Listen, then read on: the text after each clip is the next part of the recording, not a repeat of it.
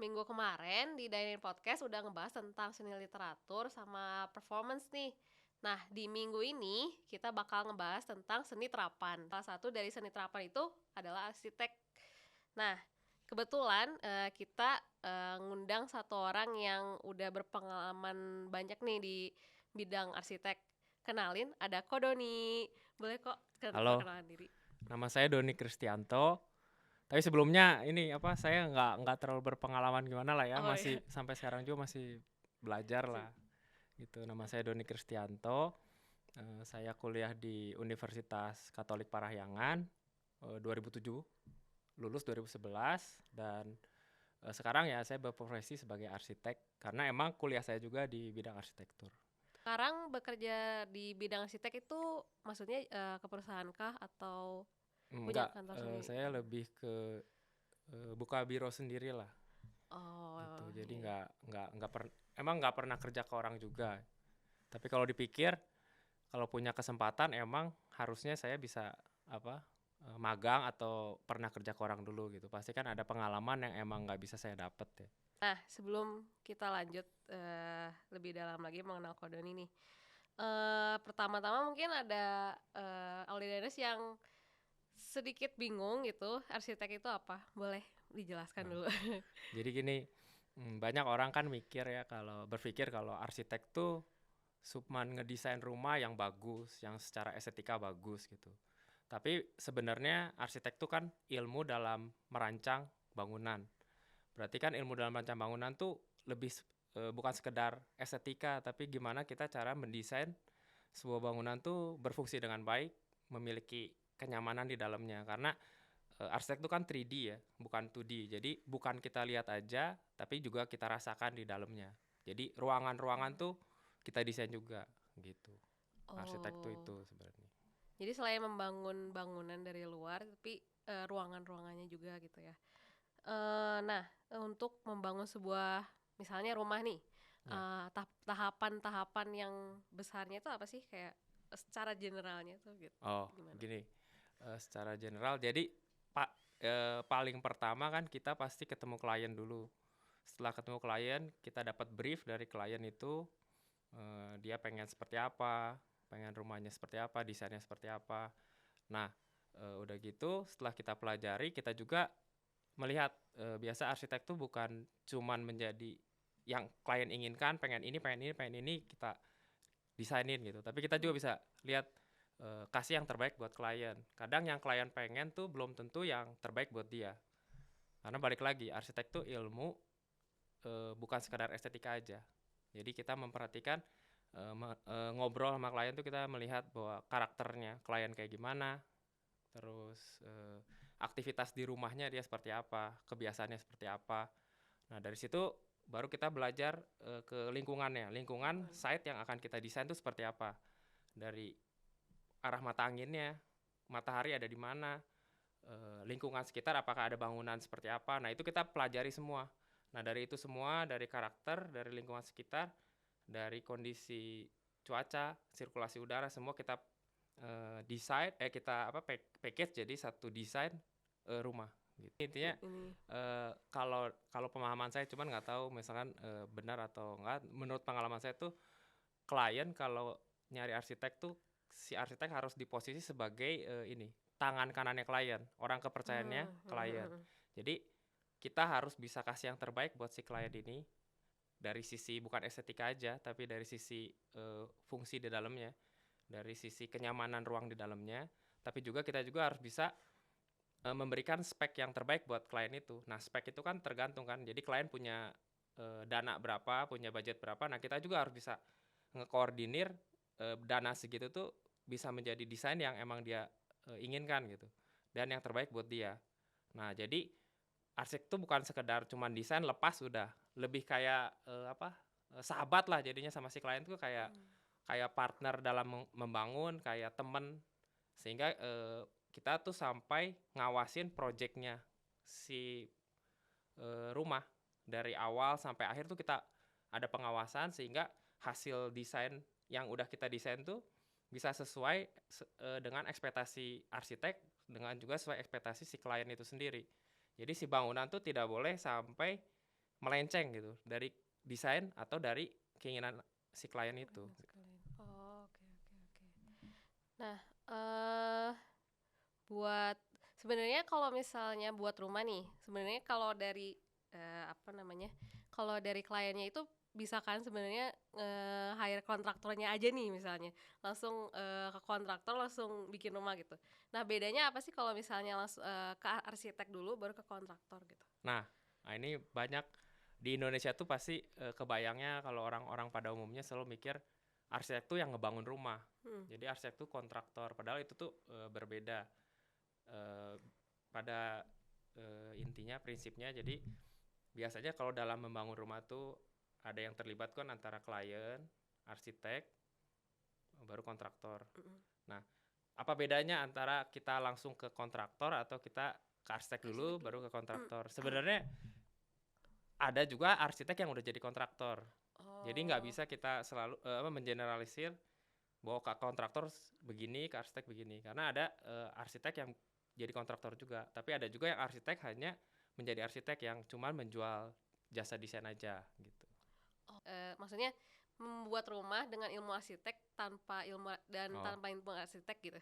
Nah, atau ya kalau dari sisi saya, pengalaman saya tuh kalau misalkan arsitek tuh lebih idealis kan. Idealisnya tuh dalam hal apa? Dalam hal misalkan kita yaitu memperhatikan kondisi lingkungannya seperti apa. Terus kita lihat karakter kliennya seperti apa. Balik lagi kita lihat benar-benar aktivitas klien tuh seperti apa. Karakternya seperti apa. Di rumah tuh dia biasanya seperti apa. Kebiasaan dia. Terus udah gitu kita lihat juga dia tuh suka desain seperti apa. Nah, udah itu kita combine semua kan. Jadi kalau ke kontraktor aja gitu, yang bukan di bidang arsitek, dia cuma hanya bangun. Biasanya pengalaman saya dia cuma berdasarkan budget sekian dengan fungsi kebutuhan ruang sekian jadi gitu. Nah, menurut saya sih kalau arsitek lebih seperti dokter ya, kayak konsultan, mengkonsultasikan gimana rumah yang terbaik buat si kliennya gitu. Kalau kontraktor aja biasanya lebih dari ke dana doang. Misalnya saya punya budget segini, tolong bangunin, udah jadi gitu. Seperti itu biasanya. Jadi lebih terancang lah ya si rumahnya Iya, itu. lebih kayak konsultan lah, kayak dokter gitu biasanya. Berarti Koko punya kantor sendiri ya di Bandung? Di Bandung. Boleh nih ceritain gimana sih Koko merintis kantor ini? Gini, saya kan lulus 2011. Nah, di 2011 itu saya lulus dengan nilai yang mungkin bisa dibilang nggak bagus lah. Tapi juga nggak jelek. Jadi tengah-tengah lah. Nah, di situ saya mikir gimana saya bisa kerja ke orang. Karena saya nggak kepikiran bikin biro waktu itu. Karena saya kerja ke orang gimana. Tapi IPK saya biasa gitu. Saya ngelamar juga malu. Nah, akhirnya saya coba melamar, ada satu perusahaan developer yang nge-hire saya, tapi saya harus kerja di luar pulau, di Pulau Kalimantan waktu itu. Nah, udah gitu saya diskusi sama orang tua, gimana nih kalau saya harus pergi. Nah, tapi orang tua nggak ngizinin kan, terutama mama saya nggak ngizinin. Jadi pengen saya di Bandung. Nah, di situ saya juga pikir gimana kalau saya di Bandung, saya orangnya dulu saya pemalu, jadi nggak bisa ngomong, diem. Jadi saya juga banyak sepupu, banyak orang yang kenal saya, kamu bisa nggak sih jadi arsitek? Arsitek kan nggak bisa kamu kan nggak bisa ngomong. Kamu mau jadi arsitek? Nah, saya juga mikir gimana saya. Terus untung ada papa saya dia punya temen, ngenalin temen, ngomong temennya papa saya ngomong, papa saya ke teman papa saya ngomong bahwa mau nggak rumahnya didesainin sama anak saya. Nah, singkat cerita ya, jadi saya project pertama tuh project yang papa saya kasih. Tapi di situ saya belajar karena papa saya ngomong, kamu kalau cuma mendesain aja itu percuma. Karena kalau arsitek tuh harus tahu sampai spek bangunannya seperti apa, bagaimana kerjanya di lapangan. Nah, di situ saya belajar gimana caranya kita ngebangun tuh seperti apa. Di situ saya belajar. Nah, setelah itu satu project itu saya nggak tahu itu nilainya berapa karena papa saya yang ngobrol sama temennya. Nah, setelah itu saya ada project lagi dari papa saya lagi. Intinya singkatnya selama dari 2011 sampai 2016 tuh saya freelance. Nah, 2011 sampai 2011. lulus berapa? 2011. Berapa? Oh, Nah, 5 tahun ya ya, berarti. saya freelance, tapi freelance-nya bukan berarti saya dapat project A, B, C, enggak. Di situ saya juga ya itu Tuhan begitu baik ya ke saya. Dengan saya yang kayak gini, saya yang bukan siapa-siapa, nilai juga nggak bagus, tapi Tuhan kasih project ke saya dan saya pasti kerjain. Saya nggak ngelihat nilai harganya berapa, saya kerja desain di mana. Pokoknya yang penting saya ngedesain, aja. Nah, di satu sisi saya berpikiran karena saya nggak mikir saya harus dapat uang. Saya cuma mikir saya pengen dapat proyek. Nah, akhirnya singkatnya di 2017 saya kepikiran gimana kalau saya seperti ini aja sampai kapan? Karena kan kalau saya freelance sendiri kan, saya ngedesain proyek paling 1 tahun 2-3 proyek lah. Karena saya ngegambar iya, gambar kerja iya, ngedesain iya, ke lapangan iya, ngontrol, ketemu kontraktor ya itu kan maksudnya saya ngabisin waktu paling bisa setahun 3 proyek kayak gitu.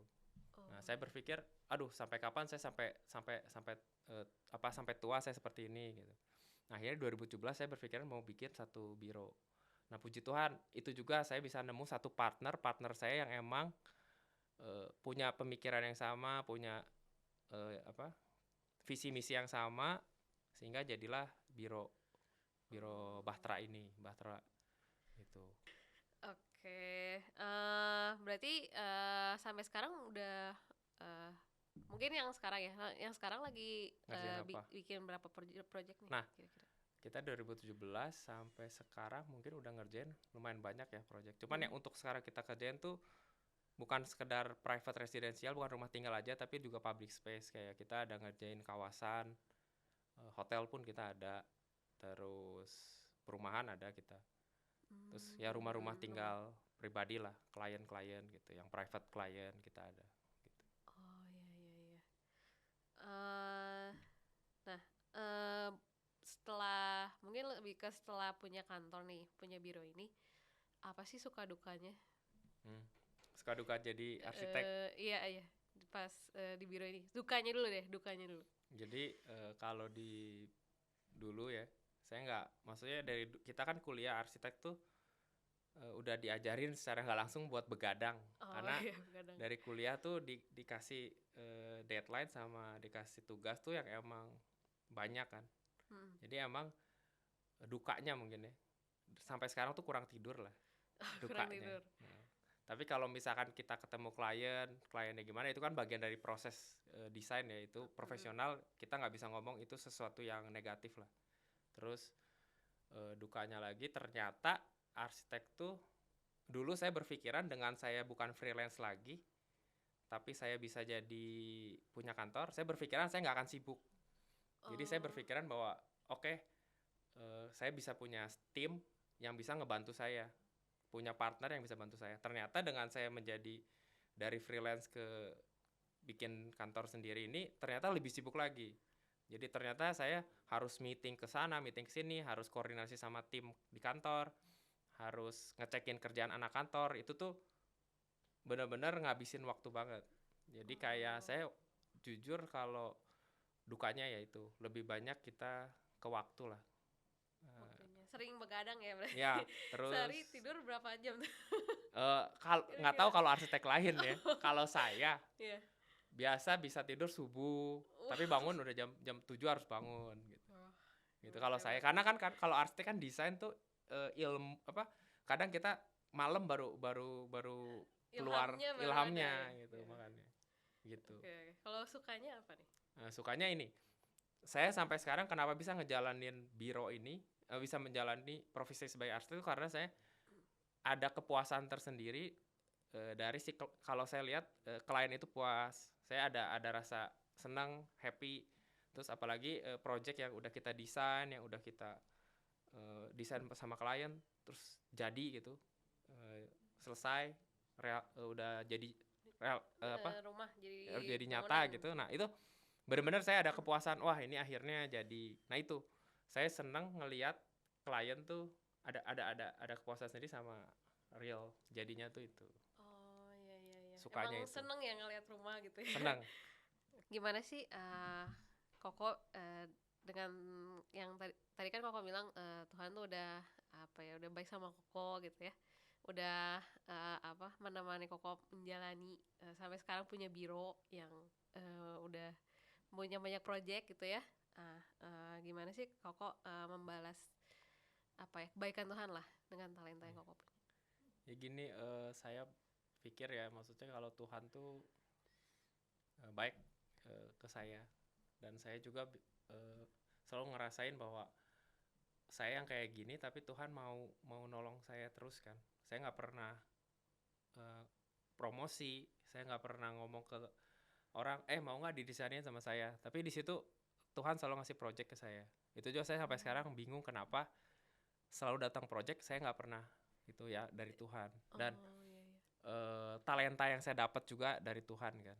Jadi saya nggak punya talenta lain mungkin. Saya cuma bisa ngegambar pun saya sebenarnya nggak bisa. Jadi arsitek tuh kebanyakan orang kan kalau jadi arsitek harus tangannya bagus gitu, kayak gimana nih. Saya nggak bisa. Saya nggak bisa gambar, tapi saya bisa daya bayang ruang.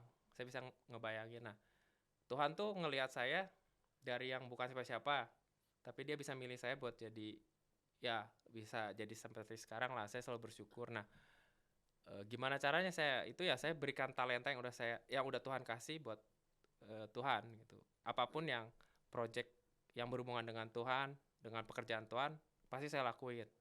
Misalkan kayak saya harus desain gereja, desain apapun itu yang berhubungan dengan rumah Tuhan atau pekerjaan Tuhan, saya harus siap gitu buat Tuhan gitu. Paling itu. Oh. Jadi saya nggak hitungan, karena Tuhan juga nggak hitungan sama saya. Oh Dia berarti free gitu ya? free. Itu Saya untuk sampai desain itu. sekarang saya sama partner saya selalu ngomong, kalau emang ini kita project buat Tuhan, project yang ada hubungannya dengan pekerjaan Tuhan, saya harus sama partner udah komit, kita harus kasih yang terbaik. Terbaik dari sisi desain sama terbaik dari sisi ya harganya. Harga. Desain juga walaupun kita misalnya free, ya kita nggak asal-asalan. Kita benar-benar fokus bikin yang terbaik buat Tuhan gitu. Oh iya iya iya. Wah bagus banget nih ya. Pelayanannya sangat luar biasa. Nah mungkin sampai di sini dulu ya kok buat Ya, episode kali ini. Thank you banget kok Kodoni sama-sama. udah mau datang ya, sibuk kayak tadi yang dibilang sibuk ya ngurusin biro. Udah mau datang ke sini, thank you banget. Nah, Only Diners, buat minggu depan kita masih ngomongin tentang seni. Minggu depan kita bakalan ngomongin tentang seni visual. Penasaran kan tentang apa? Jangan lupa ya nonton di Diner Podcast minggu depan.